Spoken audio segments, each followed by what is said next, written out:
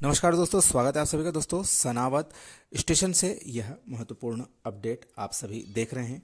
भाई रोशन मंसूरी जी के द्वारा हमें यह उपलब्ध कराई गई है। यह सनावद स्टेशन का जो दूसरा इलाका है, दूसरी तरफ यानी कि प्लेटफॉर्म नंबर 3 के सामने की ओर यह स्थित है और यह सामने ओंकारेश्वर रोड, पुनासा रोड आपको दिखाई दे रहा है। यहाँ पर रेलवे कॉलोनी के साथ में जो माल गोदाम आदि का निर्माण किया जाना है, उसकी कार्यवाही यहाँ पर चल रही है, जिसके लिए प्लेटफार्म पर भी जो कार्य आने वाले समय में कुछ किए जाएंगे।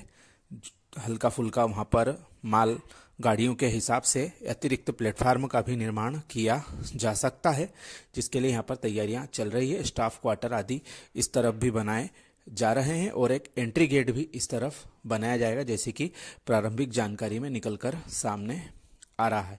सनावद स्टेशन जो है लगभग 2 वर्ष से बनकर तैयार हो चुका है और इसी वर्ष जनवरी फरवरी में इसका खंडवा से लगा के जो खंडवा बाईपास केबिन है वह सेक्शन भी बनकर तैयार हो चुका है, लेकिन ट्रेनें अभी तक चालू नहीं हुई है, जिसके हमारे खंडवा के सांसद श्री ज्ञानेश्वर पाटिल जी हाल ही में फिर से रेलवे बोर्ड के चेयरमैन साहिबा और रेल मंत्री श्री अश्विनी वैष्णव जी से मुलाकात करके आए हैं कि जल्द से जल्द वे इस सेक्शन में ट्रेनें शुरू करें और उनके साथ में खंडवा के भुसावल मंडल मध्य रेलवे पूर्व जेडआरयूसीसी सदस्य श्री मनोज सोनी जी भी गए थे। उनके द्वारा यह बताया गया कि रेलवे मंत्री जी के द्वारा आश्वासन दिया गया है, जैसा कि पूर्व में भी कई मुलाकातों में उनके द्वारा आश्वासन आदि दिए गए हैं, वैसा ही फिर से इस बार दिया गया। लेकिन अब उम्मीद की जा रही है कि लोकसभा चुनाव के पूर्व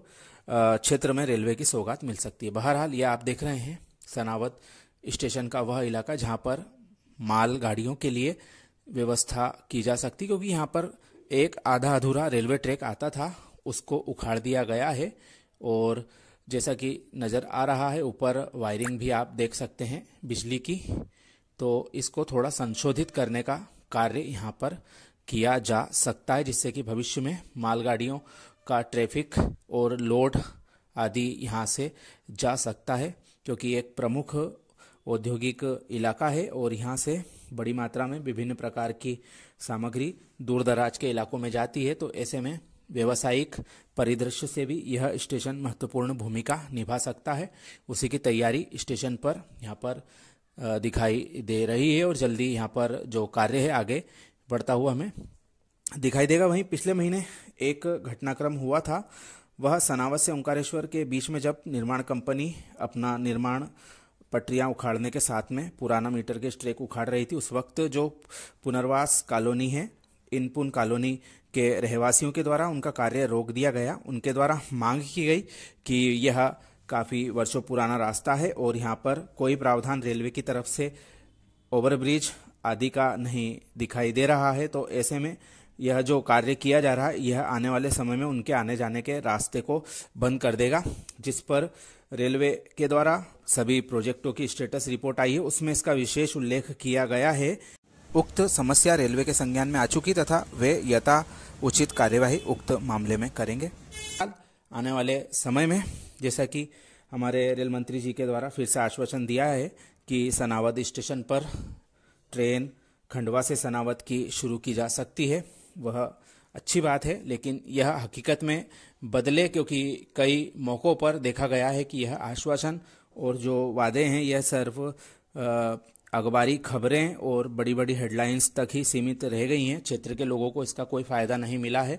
करोड़ों रुपए रेलवे के द्वारा खर्च किए गए हैं, वह स्टेशन बनकर तैयार है और धूल खा रहा है। असामाजिक तत्व यहाँ पर यथा दिखाई देते हैं और जो रेलवे की संपत्ति है उसको भी नुकसान पहुँचाते हैं। ऐसे में रेलवे को जल्द से जल्द जो यह स्टेशन है यह शुरू करना चाहिए, क्योंकि ओंकारेश्वर हमारा काफ़ी प्रमुख धार्मिक स्थल है। यहाँ के यदि ज़्यादा संख्या में यहाँ पर पर्यटक आएंगे तो उससे रेलवे को तो फायदा होगा ही, साथ ही क्षेत्र की आर्थिक स्थिति के लिए भी वह काफ़ी अच्छा होगा। ऐसी स्थिति में रेलवे को जल्द से जल्द ट्रेन चलाने के बारे में अपना विचार बनाना चाहिए।